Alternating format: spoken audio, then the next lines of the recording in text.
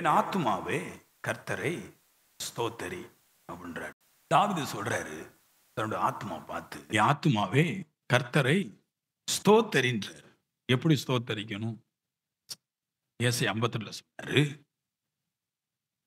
சத்தத்தை உயர்த்தி அதை அடக்கிக் கொள்ளாமல் எக்காலத்தை போல உன் சத்தத்தை உயர்த்தி கர்த்தரை ஸ்தோத்தரி. கர்த்தரை ஸ்தோத்தரிக்கும் போது, கர்த்தாவே உமக்கு ஸ்தோத்திரம், நீர் நல்லவர், நீர் பெரியவர், நீர் மகத்துவமானவர், நீர் உயர்ந்தவர் அப்படின்ட்டு வாயில அப்படியே தேவனுடைய வார்த்தை சத்தத்தோடு வெளியே வரணும்ன்ற. ஊமையா இருந்துடக்கூடாது தேவ சமுத்திரம், அப்படி ஆர்ப்பரிக்கும். அப்போ அடக்கி கொள்ளாதுன்னு வருது. ஆமே, டூ நாட் ஹோல்டு பேக். நீங்க அடக்கி கொள்ளக்கூடாதுன்றது, அதாவது பின்னாடி பழைய நிலைமைக்கு நீங்க போயிடக்கூடாதுன்றது. ஏன்னா உங்களை பல பிரச்சனைகள், குடும்ப பிரச்சனைகள், பாவ பிரச்சனைகள், இதெல்லாம் என்ன செய்யும்னா நம்மளை துதிக்க விடாதபடி பண்ணும். வாயை தொண்டையை கட்டும். நம்ம கூட இருக்கிறவங்க பலகீனமா இருப்பாங்க, அவங்கள பார்க்கும்போது தொண்டையை கட்டும். நண்பர்கள், குடும்பக்காரங்க எல்லாருமே பலகீனமா இருப்பாங்க, நாம பலகீனமா பேசியிருப்போம். இதெல்லாம் சேர்ந்து என்ன செய்யணும், மைண்ட்ல கொண்டு தொண்டையை கட்டும். அப்ப அவர் சொல்றாரு, அப்படி அடக்கி கொள்ளாத, நல்லா ஆர்ப்பரி. தேவ சமூகத்துல நல்லா ஆர்ப்பரிக்கணும். ஸ்தோத்திரம் கர்த்தாவே, உன்னதமான தேவனுக்கு ஸ்தோத்திரம் அப்படின்ட்டு ஆர்ப்பரிக்கணும். அப்படி ஒரு துதிய, ஒரு ஸ்தோத்திரத்தை இந்த பவர்ல தான் அது பண்ணணும். எக்காலத்தை போல அப்படின்னு ட்ரம்பட் ஊதுறாங்க, ஊதுவோம் பாருங்க. ஊதும் போது அது சவுண்டு பல தேசங்களுக்கு, பல நாடுகளுக்கு கேட்கிற மாதிரி ஊதுறாங்க இல்லையா? அந்த மாதிரி நீங்க எக்காலம் ஊதும் போது, இயேசு கிறிஸ்து வரும்போது எக்காலம் ஊதுறாங்க இல்லையா? ஊதும் போது அந்த ஸ்தோத்திரம் சொல்லும் போது பரலோகம் குலுங்குற அளவுக்கு, சபையுடைய நிலைச்சட்டங்கள் குலுங்குற அளவுக்கு சத்தம் போடணும். போன வாரம் சொன்னேன், அவங்க ஸ்தோத்தரிக்கும் போது அந்த நிலை சட்டங்கள் எல்லாம் அதிர்ச்சான். ஆலயத்துடைய நிலை சட்டங்கள் அந்த அளவுக்கு அந்த சத்தத்தை எக்காலத்தோடு கூட எடுத்தாங்க. என் முழு உள்ளமே அவருடைய பரிசுத்த நாமத்தை ஸ்தோத்தரி அப்படின்றார். தாவீது சொல்றாரு, தன்னுடைய உள்ளத்தை பார்த்து சொல்றாரு, என்னுடைய முழு உள்ளமே அவருடைய பரிசுத்த நாமத்தை ஸ்தோத்தரி அப்படின்றார். ஏன்னா ஒரு மனுஷனுடைய முழு உள்ளம், இல்லைன்னா முழு இருதயம், முழு ஆத்மா, முழு சிந்தை, இது கர்த்தரை துதிக்கும் போது அவன் பரலோக ராஜ்யத்துக்கு சமீபமாய் மாறி விடுகிறான். அவனுக்கு நன்மை கிடைக்குது, அவனுக்கு ஐஸ்வர்யம் கிடைக்குது, சமாதானம் கிடைக்குது, இளைப்பாறுதல் கிடைக்குது, சுகம் கிடைக்கிறது, அக்கிரமங்கள் நீங்கிறது, இதுக்கு மேல பரிசுத்தமும் கிடைக்குதுன்றார். அப்போ முழு உள்ளத்தோடு ஒரு மனுஷன் கர்த்தரை துதிக்கும் போது அப்படியே பரலோக ராஜ்யத்துடைய நன்மைக்கு பக்கத்துல போயிடுறான். ஒரு ஆவிக்குரியவனுக்கு என்ன எஃபெக்ட் வேணும்னா, அந்த முழு உள்ளத்தையும் கர்த்தரை நோக்கி துதிக்கக்கூடிய அந்த ஆற்றல் நமக்கு உண்டாயிரணும் அப்படின்ட்டு சொல்றாரு. பல நன்மைகள் எல்லாம் உங்களுக்கு கிடைச்சிரும்ன்றார் இல்லையா? தாவீது இங்க ஒரு வார்த்தை சொல்றாரு, என் முழு உள்ளமே அவருடைய பரிசுத்த நாமத்தை ஸ்தோத்தரி அப்படின்றாரு. அப்படின்னு ஒரு விஷயத்தை சொல்றாரு, அவருடைய முழு உள்ளமும் பரிசுத்த நாமத்தை ஸ்தோத்தரிப்பதற்கு ஆசைப்படுது. ஆனா அவருடைய முழு உள்ளமும் பரிசுத்த நாமத்தை இன்னும் ஸ்தோத்தரிக்கவில்லை.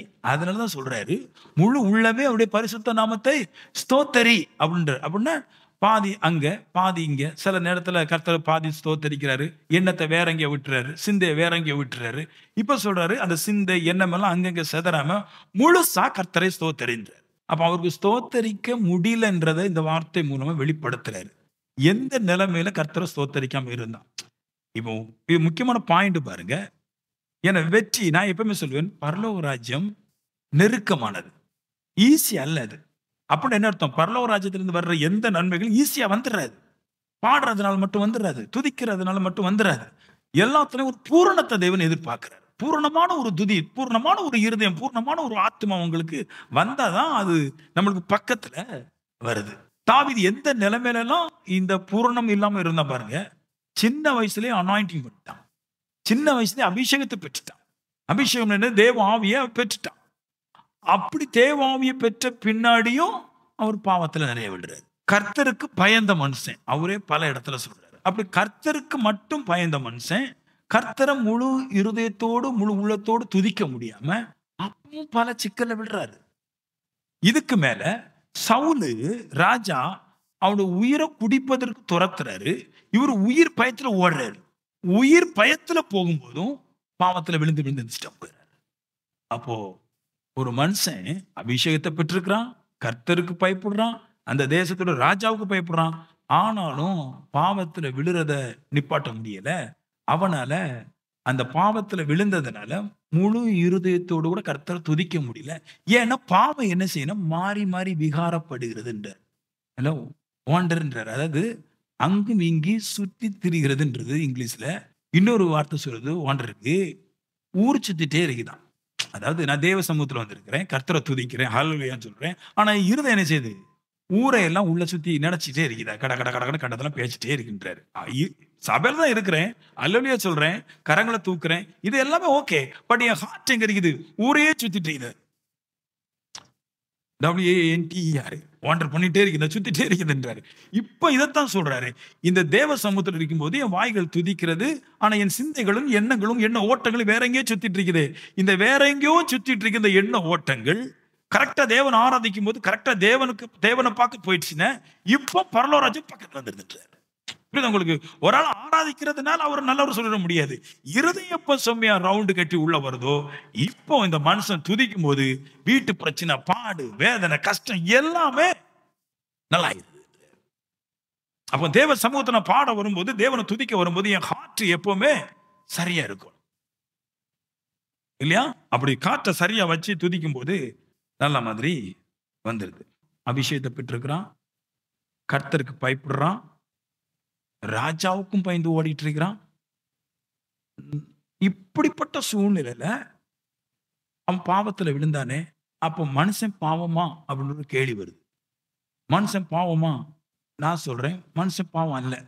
இதை புரிஞ்சுக்கிட்டாதான் நீங்க அடுத்த கட்டத்துல நான் சொல்ல போற விஷயத்துக்கு உங்களுக்கு கோபம் வராம இருக்கும்.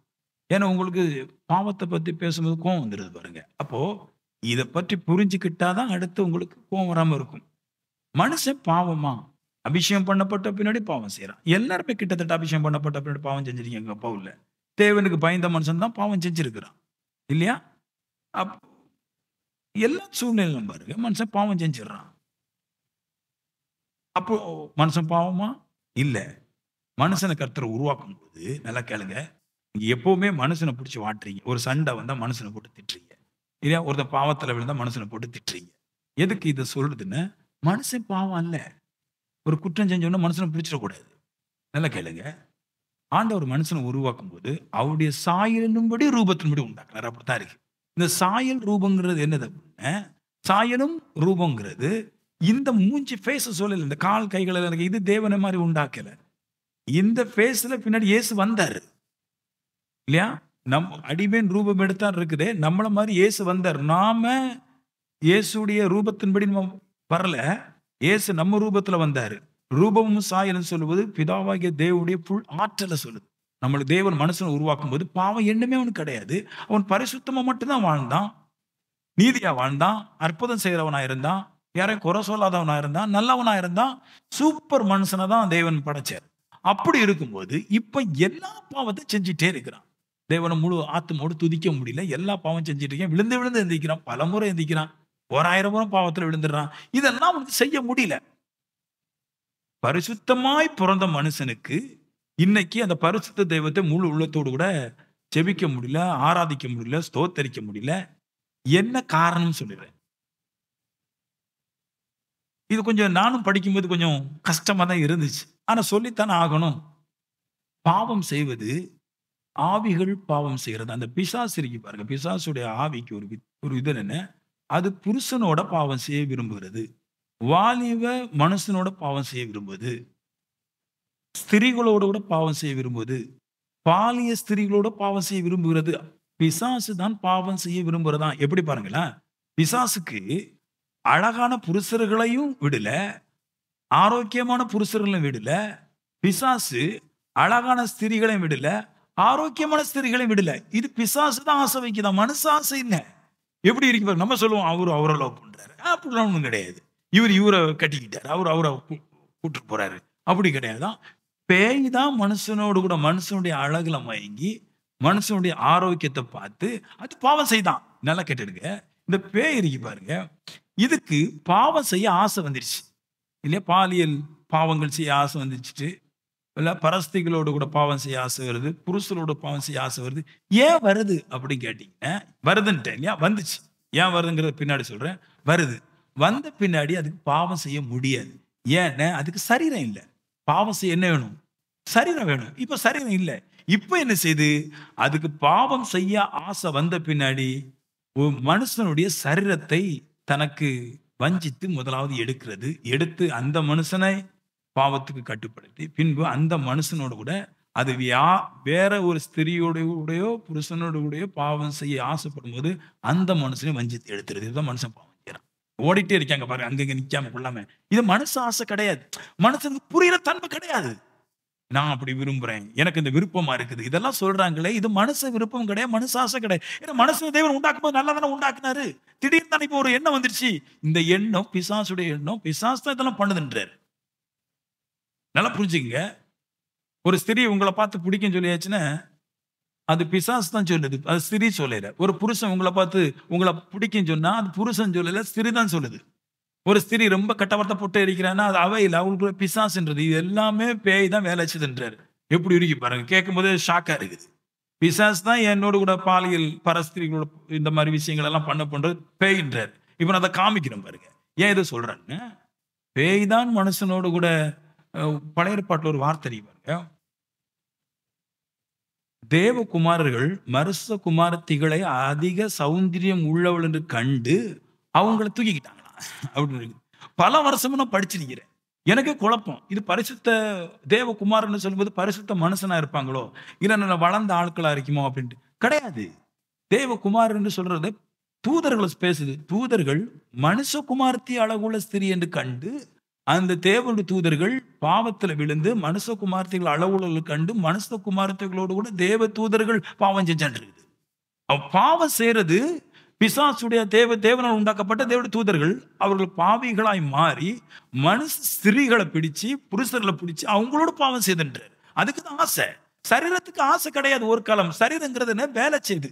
அதாவது என் ஆசைக்கு சரீரம் வேலை செய்யறது அல்லாமல் இந்த சரீரத்துக்குன்னு தனியான ஒரு புத்தியோ ஒரு அறிவோ ஒரு ஆசையோ கிடையாது. இது வேலை செய்யற ஒரு பகுதி தான். இது நான் நடக்கணும்னு நினைச்சா கால் நடக்கும். நான் பார்க்கணும்னு நினைச்சா கண் பார்க்கும்.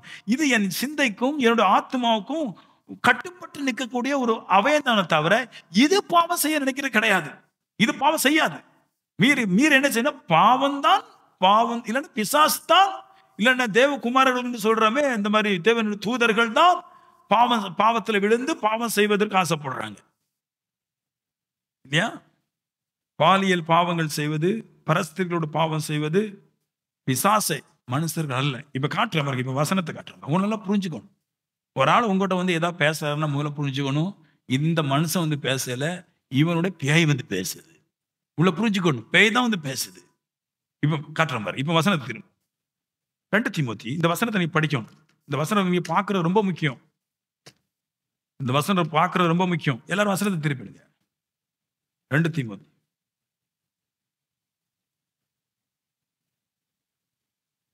2வது அதிகாரம் 26 வசனம். பிசாசானவனுடைய இச்சையின்படி அப்படின்னு வருது. என்ன சொல்றாருன்னு, இச்சைங்கிறது யாருதான்? பிசாசுடையதுன்றது இல்லையா? அப்படி செய்துட்டு பிசாசனுடைய இச்சையின்படி செய்ய அப்படின்ற, அதாவது பிசாசு இச்சிக்குது. நான் ஒரு புருஷனோட கூட பாவம் செய்யணும் பிசாசு இச்சி இல்லையா? அப்படி இச்சிச்சதை செய்ய விரும்புதுன்றார் இல்லையா? செய்ய விரும்பும் போது அவன் யாரோடு பாவம் செய்ய வேண்டும் என்று விரும்புறானோ பிசாசு, அந்த மனுஷனை அவனால் பிடிபட்டிருக்கிற அவன் போய் பிடிக்கிறான். இப்போ நம்ம மாம்சத்துல சொல்றேன்னா, எனக்கு ஒரு பொண்ணை பிடிக்குது, கல்யாணம் கட்டணும்னா நான் அவங்க விட்ட போய் பொண்ணு பாக்குறேன் பாருங்க. அந்த மாதிரி பிசாசுக்கு பாவம் செய்ய பிடிக்குது. அதுக்கு அவன் வந்து அவனுக்கு பிடிச்ச ஆளை தேர்வு செஞ்சிடறான் அப்படின்றார். அவனால் பிடிபட்டிருக்கிற, யார் மேல ஆசை வச்சிருக்கிறானோ அவனை போய் பிடிச்சிருதுன்றார் பிசாசு. அப்போ இப்ப என்னதுன்னா பாருங்க, நான் சொல்றேன், இங்க பிசாசு இருக்குது, இங்க நான் இருக்கிறேன், அங்க ஒரு மனுஷன் இருக்கிறான். இப்போ பிசாசு அந்த மனுஷனை அட்டாக் பண்றதுக்கு நான் அந்த மனுஷனோட பேசிட்டு இருக்கும்போது பிசாசுக்கு அந்த மனுஷனுக்கு ஐக்கியமாகணும். அது முதல்ல என்ன பண்ணுதுன்னா எண்ணெயை வந்து பிடிக்குது. எண்ணெயை பிடிச்சிருது. அதுக்கு இச்சை அங்க எண்ணெயை பிடிக்குது.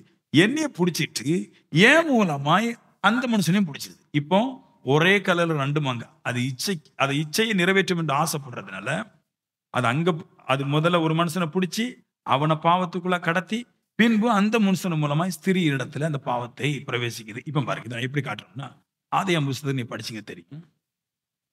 முதல்ல அங்க மாற வருது. பிசாசுக்கு ஆதாமோடு கூட உறவு வைத்துக் கொள்ள வேண்டும் என்று ஆசை வந்துச்சு. அதுக்கு ஏவாள கைவசப்படுத்திச்சு. ஏவாளுக்கு மருந்து கொடுத்துச்சு. இப்ப ஏவாள் மூலமாய் ஆதாமை பாவத்துக்குள்ள தள்ளிட்டு. இது பேய் தான் பண்ணுச்சு, மனுஷன் அல்ல. அப்ப நல்லா புரிஞ்சிடுங்க. பாவம் மனுஷனால் தோன்றப்பட்டதல்ல. பாவ ஆசைகள் மனுஷனால் தோன்றப்பட்டவைகள் அல்ல. அது பிசாசினால் தோன்றப்பட்டது. பிசாசுடைய ஆவிகள் தான் மனுஷனோடு கூட இப்படிப்பட்ட பாவங்களை செய்திருக்கிறார். கடவுள் சொன்னதுக்கு விரோதமாய் பிசாசானது பேசி அந்த மனுஷனை அப்படியே தூக்கிட்டு போயிடும். தூக்கிட்டு போய் இப்போ வஞ்சித்து என்னை கொன்றதுன்றார். அப்படின்னு என்ன அர்த்தம்? பிசாசு பாவம் செய்யறதுக்கு அவன் மேல ஆசை, பவுல் மேல ஆசைப்பட்டுட்டு அவனை பார்த்தா ஆரோக்கியமான மனுஷனா இருக்கிறான். இதுக்கு மேல வசனத்தை வச்சிட்டு இருக்கிற மனுஷனா இருக்கிறான்.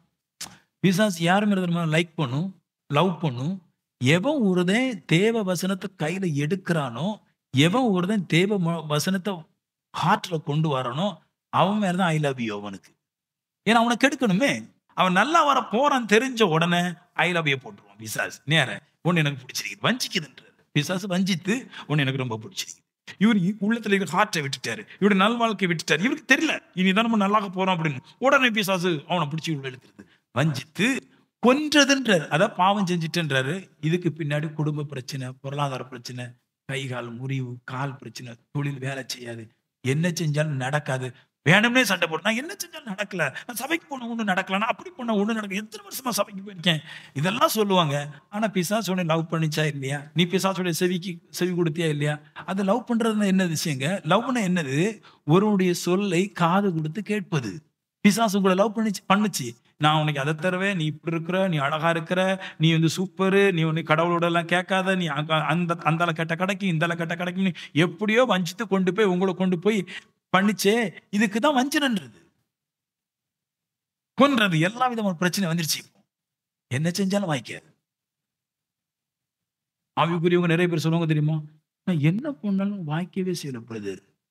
பிசாசு ஐ லவ் யூ, உன்னை லவ் பண்ணுது பிசாசு. நீ அவ லவ்வுக்கு இணங்கி நிக்கிற. பிசாசுக்கு ஆணும் லவ், பிசாசுக்கு பெண்ணும் லவ். ஹலோ, நம்மளுக்கு மட்டும் தான் ஆண் லவ், பிசாசுக்கு 2 லவ். ஏன்னா அது லவ் பண்ணி தான் கெடுக்கும். தேவையில்லாத பிரச்சனை போய் விழுந்துட்டு. இங்க யாருமே பாவத்தை பத்தி உணர மாட்டாங்க. நான் இந்த மாதிரி இருக்கிறேன்னு, என் கேரக்டர் சரியில்லையே, நான் குடிச்சிட்டு இருக்கிறேன், நான் விக்கிராதனக்காரன் இருக்கிறேன், நான் சண்டை போடுறேன், இதெல்லாம் மாத்ததுக்கு மைண்டே வர மாட்டேங்குது. போன உடனே கடவுள்கிட்ட அள்ளிட்டு வந்துடணும். இப்ப சொல்றாரு, நான் அல்ல எனக்குள்ள இருக்கிற பாவமே. என்ன சொல்றாரு? அவர் சொன்னாரு, நான் தான் பாவிகள பிரதான பாவி, நிறைய பாவம் செஞ்சிருக்கிறேன். எப்படி பாவம் செஞ்சேன் யோசிக்கிறாரு. பாவிகள பிரதான பாவி, நிறைய பாவம் செஞ்சிருக்கிறேன். இப்ப யோசிக்கிறாரு, நான் பாவம் செஞ்சேன். அப்புறம் சொல்றாரு, அது நான் அல்ல, எனக்குள்ள இருக்கிற பொல்லாத ஆவி என்று. அவரும் ஆவிதான் சொல்றாரு. எனக்குள்ள இருக்கிற பாவமே அப்படி செஞ்சது. பாவங்கிறது ஆவிய சொல்றாரு. நான் பாவம் பண்ணல, என்னை பாவமாக்கிறதுக்கு உருவாக்கல. ஆனா இவ பாவம் செஞ்சுட்டு கிடக்குறாரு. பிசாசு என்னைய லவ்ங்கிற பேர்ல என்னை வஞ்சித்து என்னைய பிடிச்சி எடுத்து கொண்டு போய் எனக்கு எல்லா விதமான கெட்ட சுபாவத்தை வச்சு அடுத்தவங்களோட சண்டை, அடுத்தவங்களோட வாக்குவாதம், அடுத்தவங்களோட பொறாமை, என்னெல்லாமோ பண்ணி எடுத்து என் வாழ்க்கையை கெடுத்துட்டு போச்சு. என் வாழ்க்கை இல்லாமே ஆயிடுச்சு. என் வாழ்க்கை கெடுத்துட்டு என் வாழ்க்கை கெட்டு போச்சு. அப்ப நான் சொல்றேன், மனுஷனை போட்டு தண்டிக்காதீங்க. அவன் தப்பு செஞ்சுட்டான், இவன் அப்படி பண்ணிட்டான், இவன் இப்படி பண்ணிட்டான், அதை சொல்லிட்டான், இதை சொல்லிட்டான். நல்லா கேட்டுக்க, பிசாசு உங்களை தேவ சன்னிதானத்துல பிடிச்சி இழுத்துட்டு போறதுக்கு ஆசைப்படுதுன்னா நம்ம எங்கேயோ சிக்கிட்டோம்னு அர்த்தம். மறுபடியும் சொல்றேன், ஊழியக்காரன் பிரசங்கிக்கும் போது நம்மளுக்கு எங்கேயோ கோவம் வருதுன்னு வச்சுக்க, அங்க சிக்கிருக்கிறோம்னு அர்த்தம். பாவத்தை பத்தி பேசும்போது பாவத்தை பத்தி பேசுறாங்கன்னு அந்த ஆளுக்கு பாவம் செய்ய ஆசை, அது கூட கூடன்னு வருது. அருவருப்பு இருக்கு. இந்த அருவருப்பு எல்லாம் கிடையாது. பிசாசுக்கு பாவம் செய்ய அருவருப்பு கிடையாது. பிசாசு அருவருப்பானவன். அவனுக்கு என்ன பாவம் செய்ய அருவருப்பு? அருவருப்பானவன் அருவருப்புன்னு எப்படி சொல்லுவான்? வஞ்சிக்குது அது. இவருக்கு பாவம் செய்ய ஆசை. பாவத்தை பேசும்போது குடுன்னு வருது. விட்டுறக்கூடாது. மைண்டை தெளிவா வச்சுக்கணும். எதை குறித்து பேசினாலும் எனக்கு பாவம் வரக்கூடாது. அவன் தான் பரிசுத்தவான். டெஸ்டிங்ல ஜெயிக்கணும் பாருங்க. மனுஷனால நிக்க முடிகிற அளவுக்கு அவன் தேவனோடு ஐக்கியப்பட்டிருந்தா நான் சொல்லுவேன், எந்த மனுஷிட்டையும் மனுஷன் விட மாட்டான். அந்த அந்த ஆவிக்குரிய பவர் இல்லாதனால தான் பாவத்தை பற்றி பேசும்போது, பலகீனத்தை பற்றி பேசும்போது நம்ம ஒரு குடைச்சல், நிக்க முடியாத விஷயத்தை, நம்மளால விட முடியாத விஷயத்தை பேசுறாங்கிற ஒரு ஒரு ஒரு ஒரு பலகீனம். என்னத்தை பற்றி பேசினாலும், எதை பற்றி பேசினாலும் நான் சொல்லுவேன், தேவ சமூகத்துல பாவத்தை குறித்து பரிசுத்த ஆவியானவர் சொல்லி கொண்டிருக்கும் போது, இங்க அதை கட்டுப்படுத்த இருதயம் வந்துச்சுன்னா, நீ போகிற இடங்கள்ல, நிக்கிற இடங்கள்ல உங்களால கட்டுப்படுத்த முடியும். இங்க உங்களை பாவத்தை குறித்து பேசும்போது அதை உங்களால கட்டுப்படுத்த முடியலன்னா, உலகத்துல எந்த இடத்துல பாவத்துல விழுந்துறீங்க. ஏன்னா உலகம் முழுவதும் பாவம். இங்க பாவம் செய்ய கூடாத ஒரு இடத்துல பாவத்தை பத்தி பேசும்போது பாவம் செய்ய முடியாது. ஆனா இருதயம் ஏங்குது.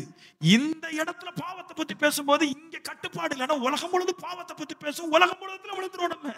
அதனால பாவத்தை பத்தி தேவனுடைய ஆலயத்துல பரிசுத்தமா பேசும்போது அதை கேட்டுக்கிட்டு இங்கேயே ஜீரணிச்சிட்டோம்னா, இங்கேயே நம்மள கண்ட்ரோல் பண்ணிட்டோம்னா, இந்த கண்ட்ரோல் தன்மை என்னை வெளியே கொண்டு போகும்போது என்னை எப்படிப்பட்டவங்க எப்படி பேசினாலும் நான் கட்டுப்பாட்டா இருப்பேன். இந்த சமூகத்துல கட்டுப்பாடு இல்லைன்னா, தேவ சமூகத்துல தேவனுடைய வார்த்தை வரும்போது அதுல கட்டுப்பாடு இல்லைன்னா, நான் உலகத்துல எங்கேயும் ஜெயிக்க முடியாது. நல்லா புரிஞ்சுக்கணும். பாவம் சபையில பேசப்பட வேண்டிய முக்கியமான விஷயம். பாவிகளுக்கு பாவத்தை குறித்தும், பரிசுத்தவான்களுக்கு நீதியை குறித்தும், நியாய தீர்ப்பை குறித்து கண்டித்து உணர்த்தும். இஸ்ரவேல் ஜனங்களை தேவன் டெஸ்ட் பண்ணார். மோசே மலைக்கு மேல இருக்கிறார். அங்க கொழுந்து விட்டு எரியுது மகிமை. அப்ப அங்கிருந்து கட்டளை கொடுக்கிறார், நீ அந்த பாவம் செய்யக்கூடாது, நீ இந்த பாவம் செய்யக்கூடாது. இப்படி சொல்லும் போது இஸ்ரவேல் ஜனங்கள் சொன்னாங்க, நீர் எங்களோடு பேச வேண்டாம் அப்படின்னாங்க. ஆனா கர்த்தர் டெஸ்ட் பண்ணார், நீர் எங்களோட பேசாதீங்க. கர்த்தர் பேசுறாரு. வானத்திலிருந்து இருக்கிற தேவன் மலையில மேல வந்து மோசேக்குள்ள இருந்து கர்த்தர் பேசுறாரு.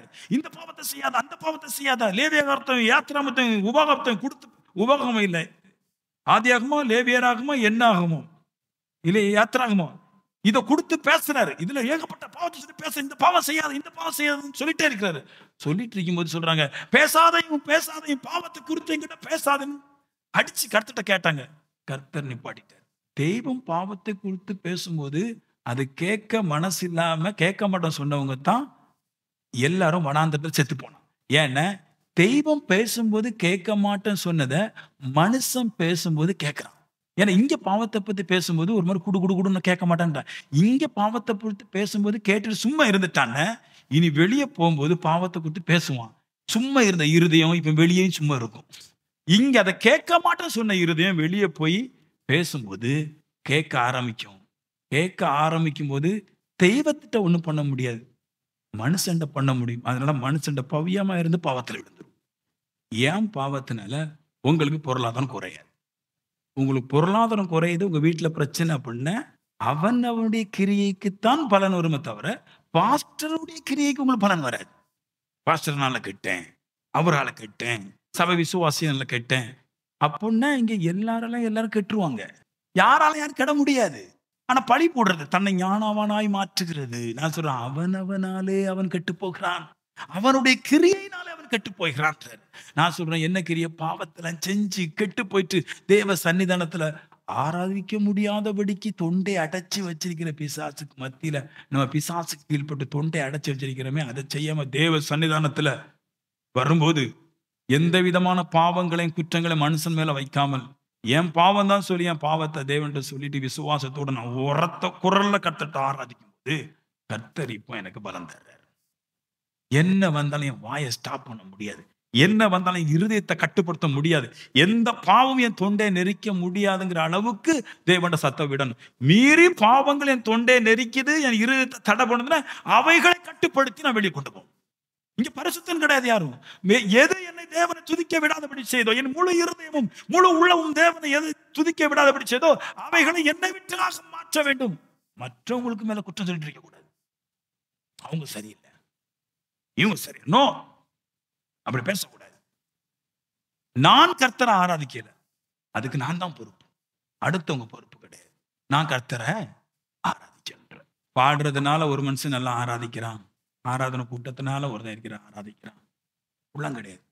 ஆராதனை உள்ள ஆராதிக்கணும். அந்த ஆராதனை ஏதோ ஒரு மனுஷனுடைய வாய்ஸ்ல வரக்கூடாது, ஏதோ இசையில வரக்கூடாது.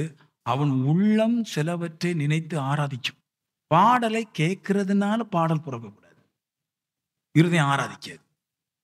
சில நற்கிரியைகளின் விளைவினால் என் இருதயம் கர்த்தரை ஆராதிக்கும். நான் உலகத்துல வாழ்றோம் பாருங்க, சில நல்ல வாழ்க்கை. அந்த வாழ்க்கை தேவ சன்னிதானத்துக்கு வரும்போது என் தொண்டே திறக்கும். 3 விஷயம் நீங்க பண்ணிருங்க. இந்த 3 விஷயத்த நீங்க பண்ணும்போது உங்க தொண்டைகள் திறக்கும். 1, ஓடுங்க அப்படின்றது. பிசாசின் பாலிய இச்சைகள் இருந்து தப்பித்து ஓடுங்க, விட்டு விலகி ஓடுங்க. சொல்லுது பாருங்க 2 தீமோத்தேயு 2:22. அன்றியும் பாலியத்துக்குரிய இச்சைகளுக்கு நீ விலகி ஓடி, அவர் முதல்ல சொல்றாரு விலகி ஓடி இருப்பான்றாரு. ஓடு.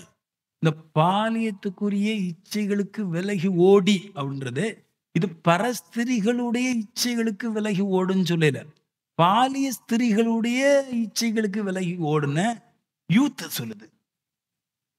flee evil desire of youthன்னு வருது. வாலிபருடைய பொல்லாத ஆசைகளை விட்டு ஓடுன்ற இந்த பாலியன்னா இதான் இல்லையா? அப்ப இவர் சொல்றாரு ஃபர்ஸ்ட் இந்த மாதிரி ஆட்களை விட்டு ஓடின்றார். தாறுமாறான விஷயங்களை பேசுற ஸ்திரீகளை விட்டு, புருஷர்களை விட்டு, வாலிப ஸ்திரீகளை விட்டு, வாலிப புருஷரை விட்டு flee ஓடுன்ற விட்டு ஃபர்ஸ்ட் ஓடிரு. ஏன்னா அவங்க பேசுற அவதூறான வார்த்தை தான் பிசாசு. அந்த வார்த்தை அவங்கள பிடிச்சு, அந்த வார்த்தை மூலமா உங்களை பிடிச்சு உங்களோட பிணைய ஆரம்பிக்கும். இப்ப சொல்றாரு அந்த மாதிரி பாலிய ஸ்திரீகள் பேசுற பேச்சை கேட்காம உன் பாட்டு முதல்ல ஃப்ளீ பண்ணி ஓடிருன்ற. அப்படிலாம் பேசுவாங்க பாருங்க. இந்த சில பசங்கள்லாம் கூட்டத்தில் நிக்க முடியாது, எப்ப பார்த்தாலும் எதையாவது பேசிட்டே இருப்பான். ஃப்ளீ ஓடு ஓடு ஓடு, நிக்காத.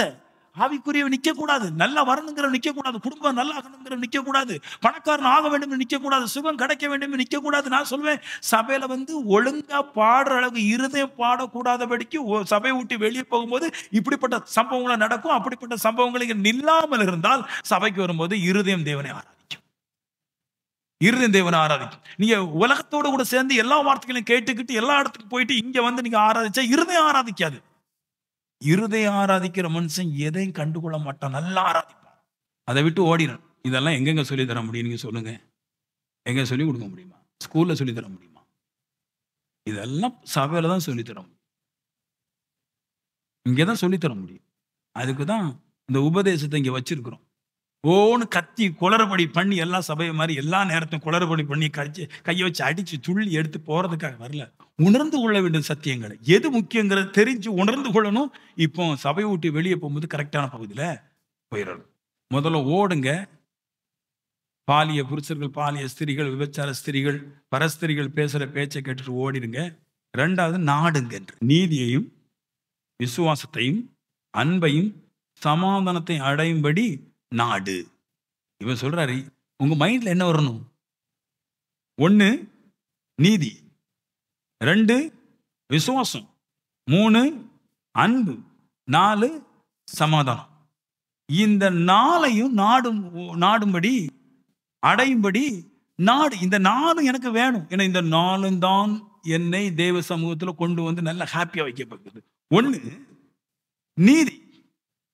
எனக்கு பிடிச்சிருக்கிற ஆளுக்கு வேண்டி சம்பந்தப்பட்டு பேசக்கூடாது. எனக்கு ஒரு ஆளை பிடிக்கும் வைங்களா, இப்ப ஒரு ஆளை எனக்கு பிடிக்கல, அவர் சொன்னது சரி அப்படின்னு சொல்லக்கூடாது. எனக்கு ஒரு ஆள் பிடிக்கலன்னா அது நீதியா இருந்தாலும் அது எனக்கு பிடிக்கல சொல்லக்கூடாது. பிடிச்சதோ பிடிக்கலையோ பட்சபாதம் பார்க்காமல் சொல்ல வேண்டியதை செய்ய வேண்டியதை செஞ்சிடணும். அதான் நீதி.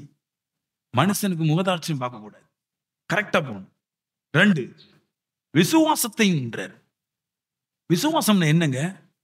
நாம் உலகங்கள் காணக்கூடியவைகள் தோன்றக்கூடியவைகள், நாம் காணக்கூடியவைகளிலிருந்து தோன்றக்கூடியவைகளிலிருந்து உண்டாக்கப்படவில்லை என்று நம்பி, நாம் காணக்கூடியவைகளும் தோன்றக்கூடியவைகளும் காணக்கூடாதவைகளால் உண்டாக்கப்பட்டிருக்கிறது என்று விசுவாசிக்க வேண்டும். அந்த ஃபெய்த் எப்பவுமே இருக்கணும். அதாவது கண்ணால ஒன்ன கண்டு நம்ப கூடாது. அத மனுஷனையோ தெய்வத்தையோ நான் பார்த்து விசுவாசிக்க கூடாது, நம்ப கூடாது. நான் ஒரு ஃப்ரெண்டை பார்க்கிறேன், நான் இவரை நம்புறேன், நல்லவர். நான் ஒரு கடவுளை பார்க்கிறேன், கடவுளை நான் பார்த்தா அது கடவுள் அல்ல. ஒரு மனுஷனை பார்க்க காண்கிறது எதை நம்பாத, காண்கிறத நம்புகிறத நம்பிக்க வேண்டியது என்னன்னு கேட்குறேன். ஏன் காண்கிறத நம்புற? அதுதான் ஒண்ணு பொய் சொல்லுது, ஒண்ணு தராம இருக்குது, ஒரு நாள் இருக்குது, ஒரு நாள் இல்லாம போயிருது, ஒரு நாள் செத்து போயிருது. விக்கிறத பார்க்குறோம், ஒரு 4 நாளைக்கு இருக்குது, கோயில உடைக்கிறாங்க, விக்கிற 10 வருஷம் இல்லாம போயிருது. மனுஷனை பார்க்குறோம் 40 வருஷம் இருக்கிறான், அப்புறம் இல்லாம போயிடுறான். ஏன் இல்லாததுக்கு மேல நம்புற? இல்லாததுக்கு மேல நம்புறது நம்பிக்கை இல்ல. காணக்கூடாத இருக்கிற தேவன் இருக்கிறாரு, அதை நம்புன்றாரு. அதை மட்டும் தான் இப்ப ஃபோக்கஸ் பண்ணணும். வேற அங்கேயும் ஓடிடக்கூடாது. அந்த நம்பிக்கை தேவன் மேல வச்சு, அந்த விசுவாசத்தை தேவன் மேல வச்சு பயனின்றார். அங்கேயும் போயிடக்கூடாது. போன மாட்டிக்குவோம். நான் சொல்வேன், கர்த்தரை ஆராதிக்காத எந்த மனுஷனும் பாவத்துக்காகவே வாழுகிறான், பாவத்துக்காகவே செய்வன். என்ன அவங்க நினைக்கிறாங்க, நான் பாவம் செய்யறேன், நீ பாவம் செய்யற. ஆனா பிசாசு உன்னோடு கூட பாவம் செய்ய விரும்புது, உன் கணவனோட பாவம் செய்ய விரும்புது, உன் பிள்ளைகளோட பாவம் செய்ய விரும்புது. அதனால அவனுடைய விருப்பத்தை இந்த உலகத்துல யாரும் தடை பண்ண முடியாது. சொல்லலாம், நான் விற்கிறதுக்கு முன்னாடி போறேன், நான் பாவம் செய்ய மாட்டேன். நான் அந்த மனுஷனை நம்பி போறேன், நான் பாவம் செய்ய மாட்டேன். நீ பாவம் செய்யற எனக்கு தெரியுமே, நீ பாவம் செய்ய மாட்டேன். ஆனா பிசாசு பாவம் செய்கிறவனா இருக்கிறானே, அவன் எல்லாவற்றையும் கடந்தவன், எல்லாவற்றையும் பார்க்கிறவன், எல்லாருடைய இருதயத்தை தேடுகிறவன், எல்லாவற்றையும் அறிந்தவன். அவன் எல்லாரையும் பிடிச்சு பாவம் செய்ய வச்சிருவான். இப்ப சொல்றாரு, நம்பாத, காணக்கூடியவைகள் எவைகளை நம்பாத, காணக்கூடாத கர்த்தரை மட்டும் விசுவாசின்றார். அதை போக்கஸ் பண்ணுங்க எப்பவும், இல்லையா? அப்புறமா சொல்றாரு, அன்பையும், அன்பு வாங்கி பண்ற அன்பு காற்றுக்கு இல்லை வேணும். ஆம்பளைங்க 2 கட்டி பிடிச்சுவாங்க, பொம்பளை 2 கட்டி பிடிச்சுவாங்க. வெளியே போகும்போது சொல்லுவாங்க, அவ சிக்கன் கறியோட காலையில சாப்பிட்டு வந்திருக்கான்னு பாஸ்ட்டு போட்டு கொடுத்துட்டு போயிடுவாங்க. கட்டி பிடிக்கும் போது சிக்கன் ஸ்மெல் அடிக்கும் பாருங்க, கையிலையும் வாயிலையும். சிக்கன் சாப்பிட்டு தான் சபைக்கு வந்திருக்கா பாஸ்டர் இருப்பாங்க. ஆம்பளைங்க கட்டு பிடிப்பாங்க. போகும்போதே பாஸ்டர்கிட்ட சொல்லி கொடுத்துட்டு போயிடுவாங்க. அவர்கிட்ட வந்து பாக்கெட்ல நிறைய கட்டு பணம் வச்சிருந்தார் பாஸ்டர், ஏதோ அவங்களுக்கு கஷ்டம்னு அவர்கிட்ட கேட்டுருங்கம்பாங்க. இப்படி மனுஷன் அன்பு வைக்க என்ன, இந்த மாதிரி அன்பு வைக்க கூடாது. அன்புனா என்னங்க? அன்புனா என்னது? அன்புன ஒருவனுக்காக தன்னை இழப்பது.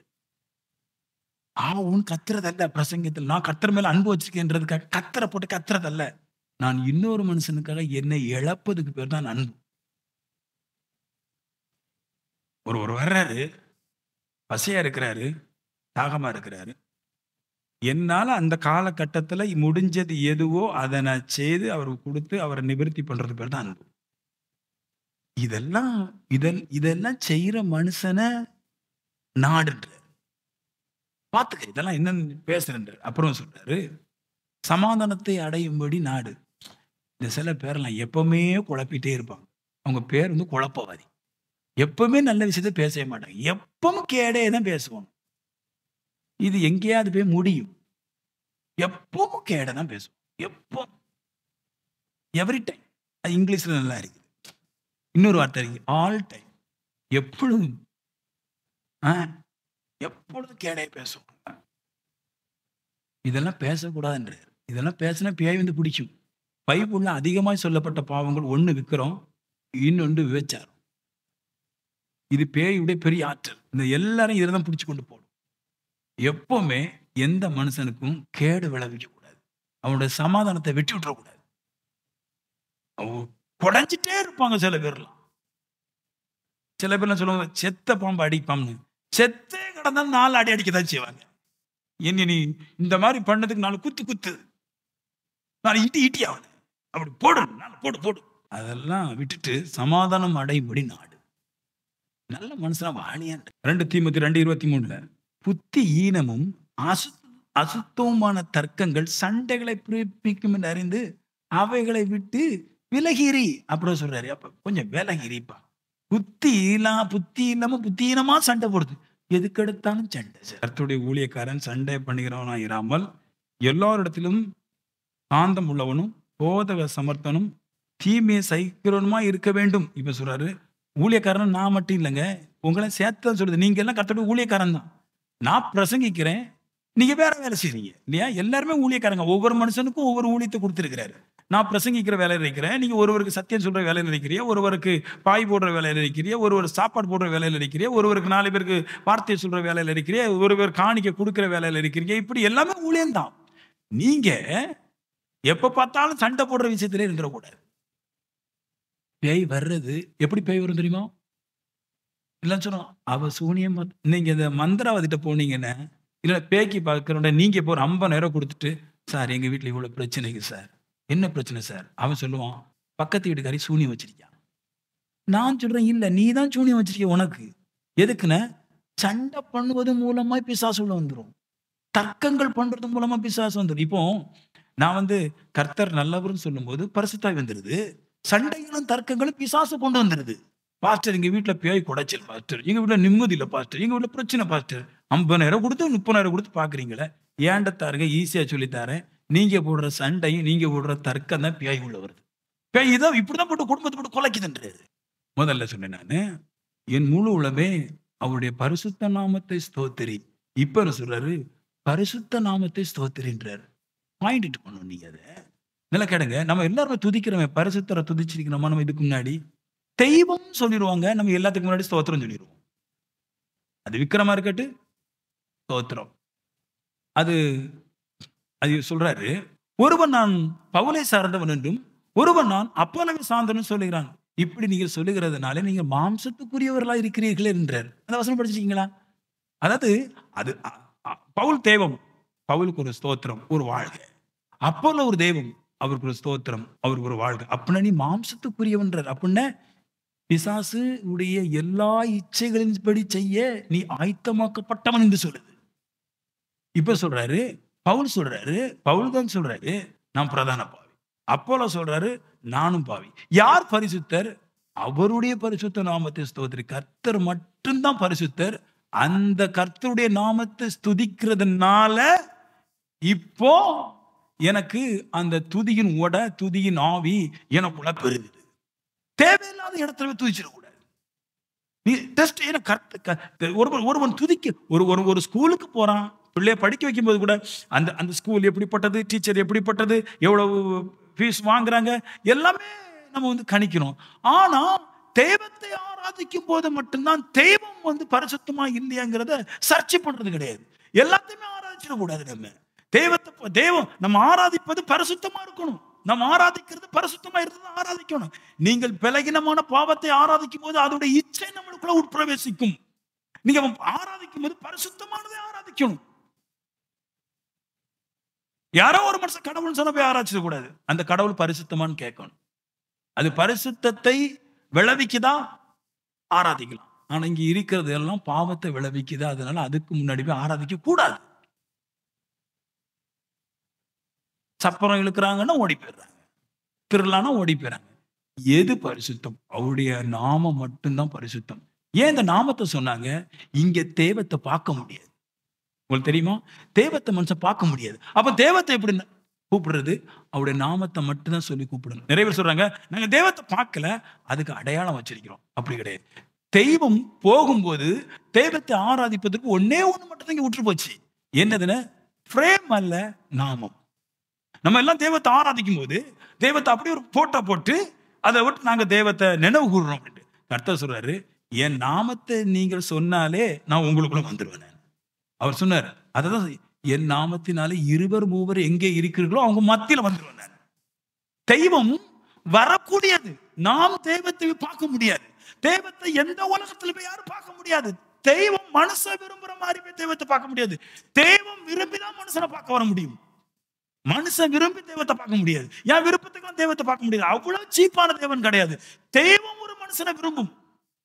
அந்த மாதிரி கேரக்டர் இருக்கும். தெய்வம் அவனை பார்த்து விரும்பி அவனை வந்து நிற்கும். அவர் சொல்றாரு, அப்படி நான் வரணும் அப்படின்னா நான் விட்டுட்டு போனது போட்டோ அல்ல, நான் விட்டுட்டு போனது என்னுடைய நாமம். அந்த நாமம் தான் பரிசுத்தமானது. அதை ஆராதிக்கிறார். கர்த்தர் ஆராதனை பார்க்கல, ஆனா கர்த்தரோட நாமம் இருக்குது. எனக்கு நான் ஒரு விஷயத்தை உங்களுக்கு சொல்லித்தரேன். அதாவது போட்டோ வச்சா தான் நம்மளுக்கு வந்து நிறைய பேருக்கு அந்த மைண்டு வேலை செய்யும். நான்லாம் இங்கிலீஷ் புக்கு வச்சிருந்தாங்க முன்னாடி. ஒரு விஷயத்தை விளக்கி சொல்லும்போது போட்டோவை வச்சிருக்க கைடுலாம் ஏதாவது ஒரு அற்புதவிதமான விஷயங்களுக்கு மட்டும் போட்டோ வச்சிருப்போம். ஒழுங்கா புரியலாட்டி மிச்சம் எல்லாமே வார்த்தைகள் தான். வார்த்தைகள்னால தான் நம்ம புரிஞ்சு எழுதுறோமே தவிர ஒரு படத்தை பார்த்து புரிஞ்சு நம்ம ஒன்றும் எழுதல. சரியா தப்பா? சரிதான். மேக்ஸுக்கு நம்ம எல்லாம் படத்தை பார்த்து ஏதாவது பண்ணோமா? எழுத்தை பார்த்து தான் நம்ம வந்து புரிஞ்சு கொண்டோமே தவிர ஞானம் வளர்ந்து தவிர போட்டோவை பார்த்து நம்மளுக்கு ஞானம் வளரல. கர்த்தருக்கு தெரியும். போட்டோ பார்த்தா ஞானம் வராது. மானம் போகும். ஞானம் வராது அதுல. அதுல மானம் தான் போகும். ஆனா எழுத்த பார்த்து படிச்சா ஞானம் வரும். கர்த்தர் சொன்னார், "நான் போகும்போது என் எழுத்த விட்டுட்டு, என் நாமத்த விட்டுட்டு போயிருக்கேன். இந்த நாமத்த நம்பி நீ ஸ்தோத்தரிச்சேன்னா." இப்ப நான் இவ்வளவு நேரம் சொன்னேன் பாருங்க. இவ்வளவு விஷயத்த விட்டுட்டு, அவர் சொன்ன நாமத்த ஸ்தோத்தரிக்கும்போது, முழு இருதயத்தோடு ஸ்தோத்தரிக்கும்போது, போட்டோ, கீட்டோ, மனுஷனுடைய சண்டைகள் அது இது இல்லாம முழு இருதயத்தோடு நான் ஸ்தோத்தரிக்கும்போது, இப்ப நான் நல்லா வந்துடுறேன். பயப்படக்கூடாது. தெய்வத்தை ஆராதிப்பதற்கு முதல்ல பயம் இருக்கக்கூடாது. மனுஷ பயம் இருக்கக்கூடாது. பாவ எண்ணம் இருக்கக்கூடாது. உள்ள தேவ சமூகத்துல வந்த எல்லாட்டுமே பாவம் இருக்கும். அந்த பாவத்தை தேவ ஆராதனைக்குள்ள வரும்போது வெளியே விட்டுட்டு உள்ள வந்து இருதயத்தை மூடிட்டு தேவ சமூகத்துல நான் ஆர்ப்பரிக்கும் போது, இப்ப கர்த்தர் பார்க்கிறாரு. முழு உள்ளத்தோடு ஆராதிக்கிறேன். கேட்பார். தீர்க்கதரிசி என்னையமா நாட்ட கேட்பாரு. அந்த பையனுக்கு சொல்லிரு, இதெல்லாம் நீ நீ பார்த்ததை சொல்லிடு, சரியாக்கிறேன். நீங்க நிறைய விஷயம் பயத்தினாலே விட்டுருவாங்க. நரகத்துக்கு யாரு முதல் போறார் தெரியுமா? முதல்ல நரகத்துக்கு போறது யாரு? விக்கிராராதனைக்காரன் கிடையாது. பயப்படுறாரு. படிச்சீங்களா? முதல் நரகம் யாருக்கு? விக்கிராராதனை தான் பெரிய பாவம். பேக்கி பார்க்கிறது 2வது பாவம். கொலை 3வது பாவம். இந்த பாவிகளும் கூட பின்னாடி தான் வருவான். கர்த்தர் ஆராதிக்க பயப்படுறானே, அவன் முதல்ல போவான்.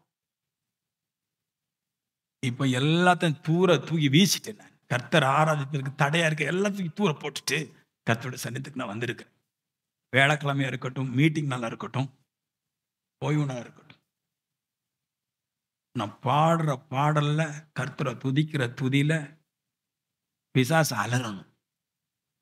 இந்த மனுஷனுக்குள்ள நான் இருக்க முடியாது ஆண்டவரே. நான் சொல்லுவேன், ஆண்டவர் சொன்னார், ஒரு நீதிமான் நிமித்தம் தேசத்தையே ரட்சிப்போம் அப்படின்னாரு. ஒரு ஆத்துமா கரெக்டா உள்ளத்துல கரெக்டா ஆராய்ச்சா அவன் வீடு காப்பாற்றப்படும். நம்மளுக்கு தேசம் வேண்டாங்க, விட்டுருவோம். அந்த அளவுக்கு பவர் இல்லை நம்மளுக்கு. ஒரு ஆத்துமா உண்மையா இருந்தா ஆண்டவர் சொன்னாரு, இந்த சோதோம் குமாரன் பட்டணத்தை விட்டுருனாரு. உலகத்திலேயே அதிக கேடான பட்டணம் சோதோம் குமாரன் தான். அவர் சொல்ற, ஒரு மனுஷன் நல்லா இருந்தா இந்த பெரிய கேடான பட்டணத்தை விட்டுருவேன் சொல்றாரு. ஒரு ஆத்துமா உண்மையோடு கூட கர்த்தரை ஆராதிச்சா அவ்வளவு கேடா நம்ம செய்யறோம். சோதோம் குமாரன் பட்டணத்தில் நடந்த பாவம் உலகத்துல எங்கேயுமே நடக்கல. அவ்வளவு பெரிய பாவம் செய்யறோம். சின்ன சின்ன பாவம் தான் செய்யறோம். நான் சொல்றேன், ஒரு மனுஷன் உண்மையா கர்த்தரை ஆராதிச்சா அவன தேவன், அந்த வீட்டை தேவன் பல மடங்கு ஆசீர்வதிப்பார். நான் தொடங்கின ஏசாயா 58ல இருந்து தான் போன வாரம் சொன்னேன். அதுல ஒரு வசனத்தை சொல்றேன். கர்த்தரை துதிக்கிறவங்களுக்கு கர்த்தர் தர்ற நன்மைகளை சொல்லிட்டு போயிடுறேன். உண்மையா முழு இருதயத்தோடு முழு உள்ளத்தோடு கர்த்தரை துதிக்கிறவங்களுக்கு அவர் செய்யற நன்மையை சொல்லிடுறேன். ஏசாயா 58:1 11 வர்றேன். சத்தமிட்டு கூப்பிடு, அடக்கி கொள்ளாது, எக்காலத்தை போல உன் சத்தத்தை உயர்த்தி அப்படின்ற. அப்படி செஞ்சுக்கிட்டு இப்ப அப்படியே வந்துருங்க. கர்த்தருடைய லாபத்தை சொல்றாரு. கர்த்தர் நித்தமும் உன்னை நடத்தி நித்தமும் நடத்துவார். மகா வறட்சியான காலங்களில் உன் ஆத்மாவை திருப்தியாக்குவார். ஆத்மா திருப்தி பெரிய லாபம் இது. மகா வறட்சியான காலத்துல யாருக்கு என்ன நடந்தாலும் நடக்கலாட்டியும் கர்த்தர் ஆராதிக்கிற நான் கிங் தான். நிறைய பேருக்கு நடக்கல தெரியுமா? ஒண்ணும் வேஸ்ட். நான் கிங். மகா வறட்சியான காலத்துல என் ஆத்மாவை திருப்தியாக்குவார். ஆமென். அடுத்து சொல்லிட்டு சொல்றாரு, உன் எலும்புகளை நினமுள்ளதாக்குவார். சில பேருடைய எலும்பெல்லாம் பார்த்தா தட்டுன டங் டங் சவுண்டுங்க. என்னடா இப்படி சவுண்டுங்க கேட்கிறேன்? பாடி ரொம்ப வீக்கா. சில பேருடைய எலும்பு தட்டுனா ஒண்ணு இருக்காது, நின்று இருக்காது, கொழுப்பு இருக்காது, நல்ல சாப்பாடு கிடைக்காது. அப்படின்னு நினமுள்ளதாக்கும்னா உன் எலும்பெல்லாம் நோய்வாய்ப்பட்டு கிடக்கு, நல்லா சாப்பிடாம கொழுப்பு இல்லாம நோய்கள் பட்டு கிடக்கு. இப்ப சொல்றாரு, அதெல்லாம் சுகமாக்கிறோம். அடுத்து, நீ நீர் பாய்ச்சலான தோட்டத்தை போல இருப்பாய். நீ எப்படி இருப்ப? நீர் பாய்ச்சலான தோட்டம் எப்படி இருக்கும்? பச்சை பச்சை நல்லா கனி கொடுத்துரும் இல்லையா? ஒரு கனியா 2 கனியா நிறைய கொடுத்துரும். அப்படி தோட்டத்தை போல நீ மாறு. மரம் சொல்லல, தோட்டம்.